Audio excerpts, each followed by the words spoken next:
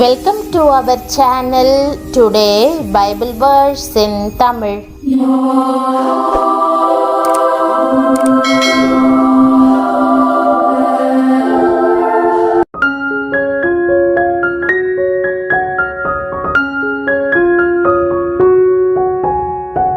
இன்றைய வசனம் சங்கீதம் 9:10.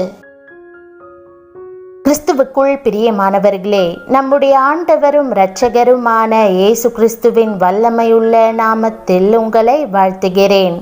கர்த்தாவே, உம்மை தேடுகிறவர்களை நீர் கைவிடுகிறதில்லை. ஆதலால் உமது நாமத்தை அறிந்தவர்கள் உம்மை நம்பியிருப்பார்கள் என்ற வசனத்தை இன்று நாம் தியானிப்போம். இன்று மனிதன் பல காரியங்களை தேடி அலைகிறான்.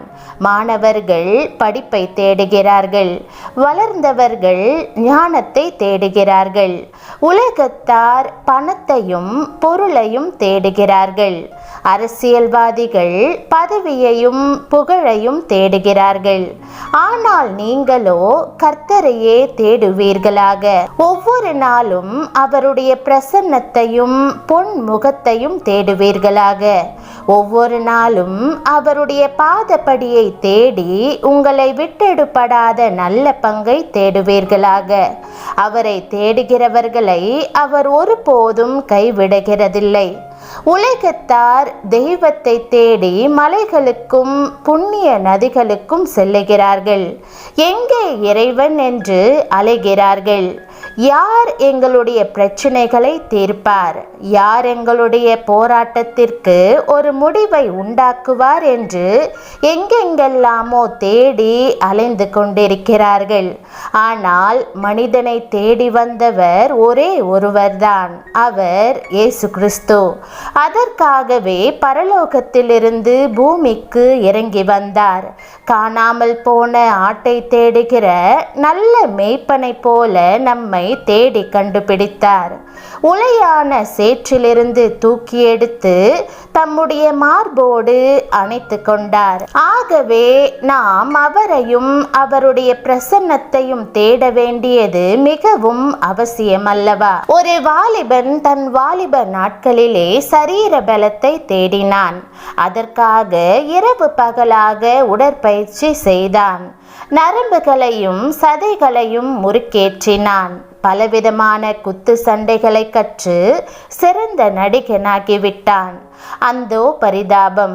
ஒரு நாள் ஒரு குட்டி நடிகை அவனை விருந்துக்கு அழைத்து உணவிலே விஷத்தை வைத்து விட்டாள். சில நிமிட நேரங்களுக்குள் எல்லாம் அவனுடைய சரீரம் வேரற்ற மரம் போல சுருண்டு விழுந்தது. செத்து மடிந்தான். இப்பொழுது அந்த சரீரம் நாரி புழுப்புழுத்து புழுக்களுக்கு இரையாக மாறியிருந்திருக்க கூடும். அவன் நாடி தேடின அவனுடைய சரீர பலன் எங்கே?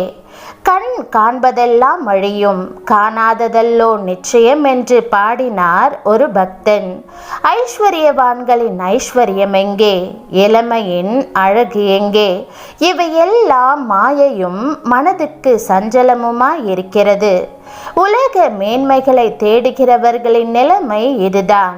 இவை யாவும் தற்காலிகமானவை, அழிந்து போகக்கூடியவை. ஆனால் நீங்கள் கர்த்தரை தேடுவீர்களானால் என்றென்றைக்கும் அழியாத சீயோன் பர்வதத்தை போல இருப்பீர்கள்.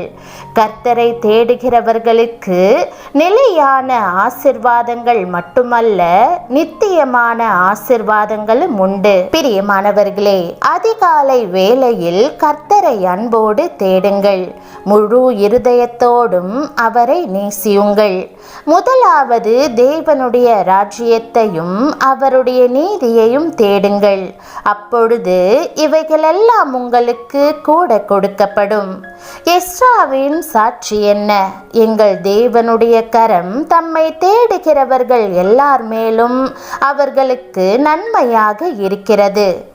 தேவன் தருகிற ஆசிர்வாதத்திற்காக நீங்கள் காத்திருக்கிறீர்களா?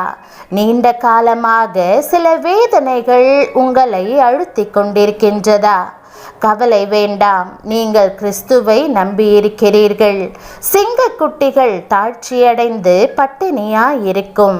கர்த்தரை தேடுகிறவர்களுக்கோ ஒரு நன்மையும் குறைவுபடாது என்ற வேத வார்த்தையின்படியே உங்கள் வாழ்வில் எந்த ஒரு குறைவுகளும் இருக்கக்கூடாதென்பதே தேவனுடைய விருப்பமாயிருக்கிறது. ஆகவே மனம் தளராதிருந்து ஏற்ற காலத்தில் உங்கள் ஆசிர்வாதத்தை அறுவடை செய்வீர்கள். உங்கள் நம்பிக்கை ஒரு நாளும் வீண் போகாது.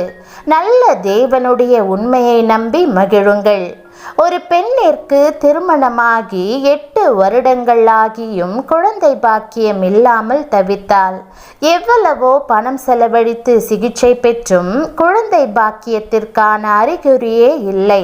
மருத்துவரே பதில் சொல்ல முடியாத நிலையில் இருந்தார். ஆண்டவரை மட்டும்தான் அவர்கள் விசுவாசித்து நீண்ட காலமாக காத்திருந்தார்கள்.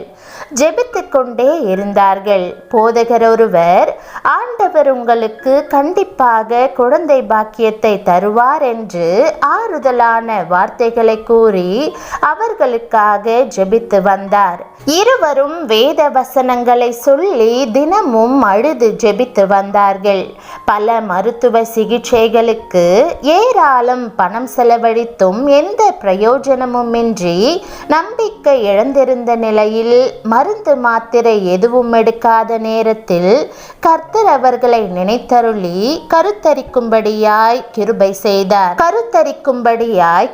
செய்தார். கருத்தரித்த பின்பு பரிசோதனைக்காய் மருத்துவரிடம் சென்ற பொழுது, இந்த குழந்தை வேண்டாம், குழந்தை நன்றாய் பிறக்காது, குழந்தைக்கு ஏதாவது பலவீனம் இருக்கும் அல்லது தாய்க்கு ஏதாவது பிரச்சனை இருக்கும் என்று மனசோர்வு உண்டாகும்படி கூறினார்கள். அப்பொழுது இருவரும், ஆண்டவரே, இது உம்முடைய சித்தப்படி உருவான குழந்தை.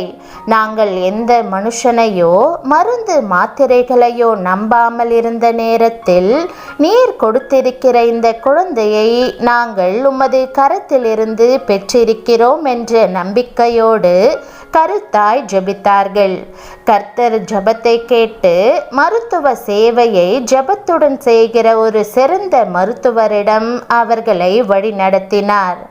அவர் மூலம் நல்ல சிகிச்சை பெற உதவி செய்தார். கர்த்தர் அவர்கள் மேல் நினைவாயிருந்து ஓர் அற்புதம் செய்தார். ஓர் அழகிய பெண் குழந்தையை பெற்றெடுக்க உதவி செய்தார். கர்த்தாவே, உம்மை தேடுகிறவர்களை நீர் கைவிடுகிறதில்லை என்ற வார்த்தை எவ்வளவு உண்மையானது! மேற்கண்ட தம்பதியின் ஜெபத்திற்கு பதிலளித்த தேவன் உங்களையும் நினைவில் வைத்திருக்கிறார். அவர் உங்களை ஒருபோதும் மறக்க மாட்டார். தேவன் கொடுத்த வாக்குறுதிகளை பற்றி கொண்டு ஜெபியுங்கள். உங்கள் பிரார்த்தனை நிறைவேறும்.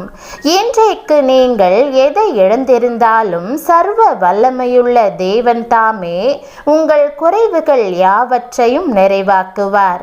உங்கள் மன விருப்பங்கள் நிறைவேறும்படி அவரையே நோக்கி பாருங்கள்.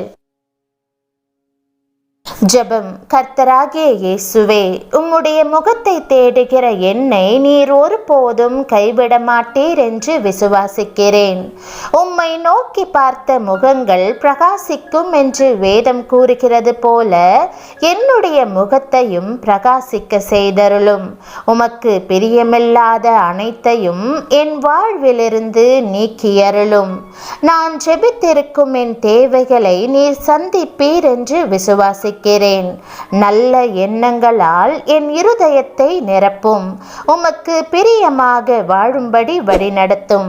இயேசுவின் நாமத்தில் ஜெபிக்கிறேன் நல்ல பிதாவே, ஆமென். தேவனுடைய நாமம் மகிமைப்படுவதாக. ஆமென்.